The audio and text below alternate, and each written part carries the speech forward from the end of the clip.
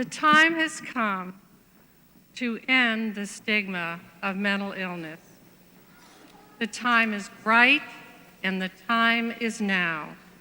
It doesn't take money, it doesn't take something going through the legislature, and nothing has to be put in the state budget. We ourselves can do this, but it takes one thing, the opening of our hearts and realizing that we are one big human family and that all of us are much more alike than different from each other. Programs for People welcomes you to this community forum and invites you to join with us in dispelling the stigma of mental illness. Too often, stigma is like the weather. Everybody complains about it, but nobody does anything. So rather than simply discuss the problem of stigma, what I want to do this evening is to talk about the ways we, collectively and as individuals, can work to dispel the stigma of mental illness. Negative stereotypes of mental illness likely have their roots in childhood learning, and that it may be easier to instill accurate and sympathetic views of mental illness at an early stage of development, rather than try to correct adult stereotypes once they have become firmly entrenched. Breaking the Silence is a series of lesson plans for use in schools, developed and distributed by NAMI of Queens County, New York. This program, or others like it that are addressed to children, can be invaluable in helping future generations understand and accept those with mental illnesses. Good evening. I'm Mark Smith. I'm the superintendent of schools here in Framingham. And let me say, I thought that was a fascinating talk. It was very particularly interested in some of the curriculum that you talked about at the end. There are times when I see some of this stigma being shown by our young people. And if we can stop it there, then it won't grow into them as they become older. They are at an age where they can be taught, and they can absorb and learn how to act. I'm a student and senior class president at Framingham High School. As a student and a young adult in the community, I can attest to Dr. Wall's information about how the media definitely does influence the youth. We are at the age where students are very influenced by what they see, what they hear, and what they are around, and it is very important to desensitize the stigma. I've experienced acute psychosis. I've suffered from mental illness, and I still suffer from depression. I'm a recovering addict, over 20 years clean, and I'm a cancer survivor. And I have to tell you, of all those things, the cancer was almost a walk in the park compared to the mental illness. And I've only been a cancer survivor for a year, so I'm not out of the woods by a long shot, but I had so much support for the cancer, and it's a lot harder having mental illness to find that support. As far as stigma, what breaks my heart, and part of the shame for me, is having two children that suffer in their own way, and especially my 8-year-old boy, who feels that everybody hates him because he's different. And that's what really hurts me the most.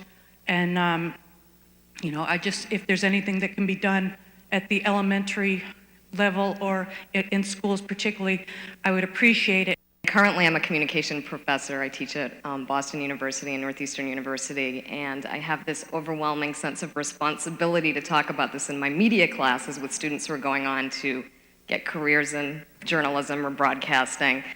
By the time they get to college, their impressions are pretty well formed, and to spend, I'm not kidding when I say almost a 3-hour class on the subject of media and stigma, just to start to change the attitudes is hard for me because I have to work really hard at overcoming all the things that are already out there. Is there anything being done in the school system, in classes, in psych classes, in media literacy classes to try to reduce the stigma? There's a lot of people in this room that maybe have never heard of NAMI. It's the National Alliance for the Mentally Ill. They have a program that this man mentioned, Family to Family. It's a 3-month program. The syllabus was developed by a woman whose daughter was mentally ill, and she was fed up with some of the explanations that were given to her. She's educating people all over the country. I think it's going international. The program is a 3-month program. Find out about it. Join the National Alliance for the Mentally Ill. Get help. As far as the stigma, they say that all it takes for evil to exist is for good people to say nothing. People don't care how much you know until they know how much you care. We can't let this language manipulate us. I've internalized my stigma, and it is humiliation. My humiliation is they won't like me because I'm wacko. And that's what happens when you get in a class like that. This isn't a joke. We're not a joke. Stigma is real, but the way you have to see it, it's humiliation. It's being completely exposed. It's being the salient aspect of something. And everybody is laughing. It's a riot.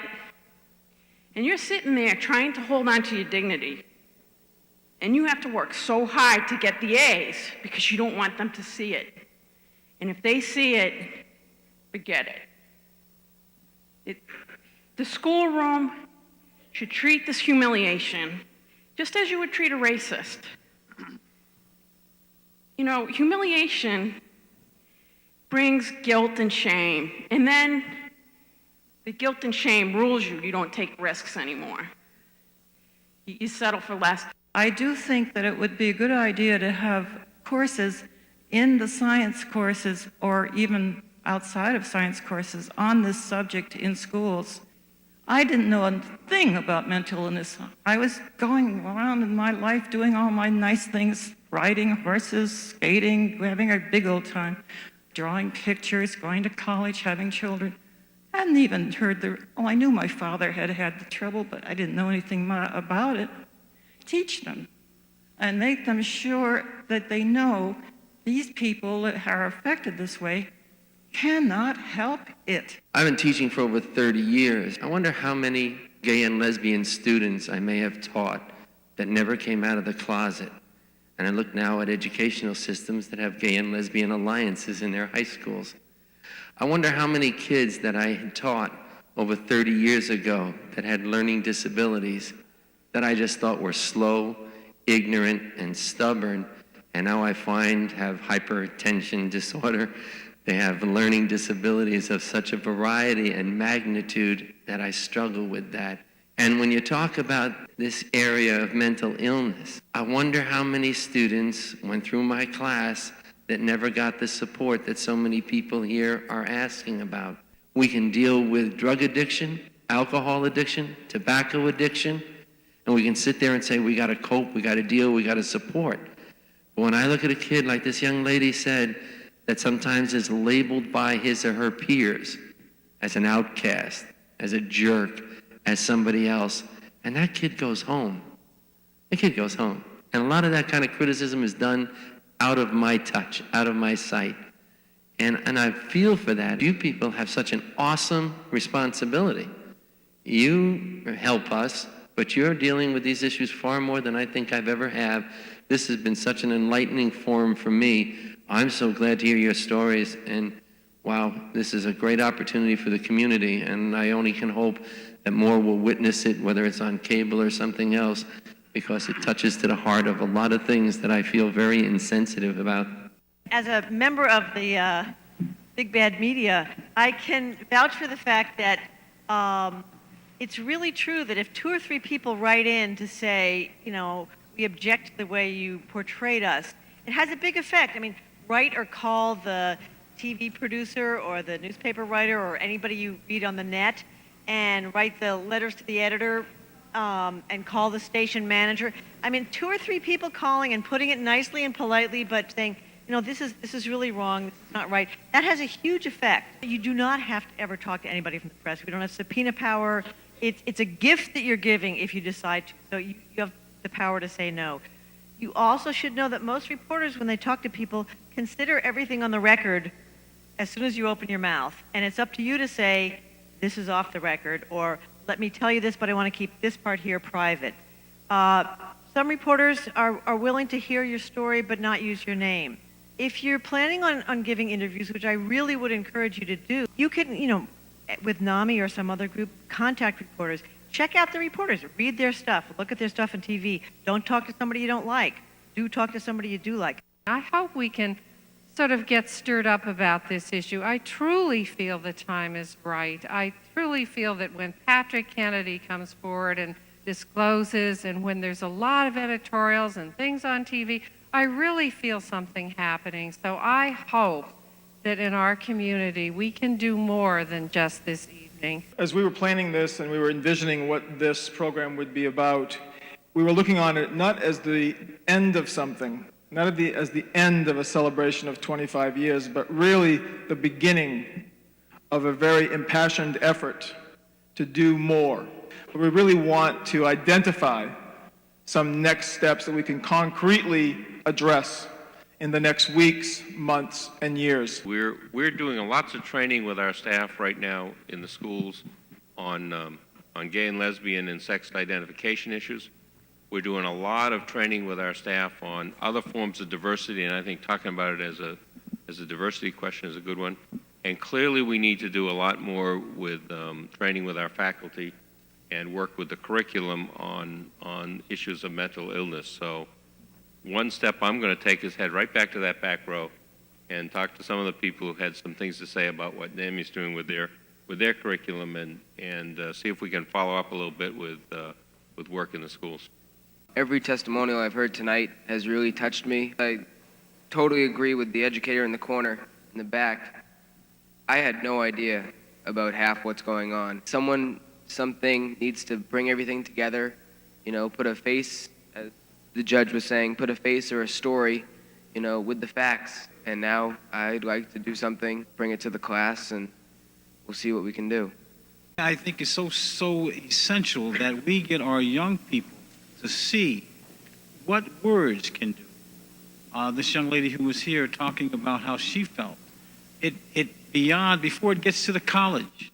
Find out where the candidates stand on mental health issues and vote for the ones who will support the policies and funding that are necessary to change things. From a professional standpoint, I see the impact that stigma has on decision makers. I would say it's not enough to vote, you have to advocate.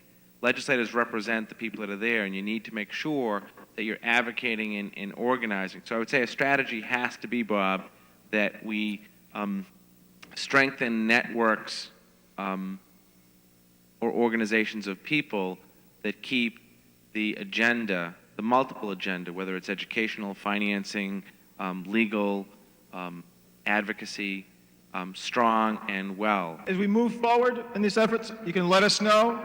Be happy to take names and numbers or whatever people want to do, but we will be back. This is just the beginning. Thank you very much.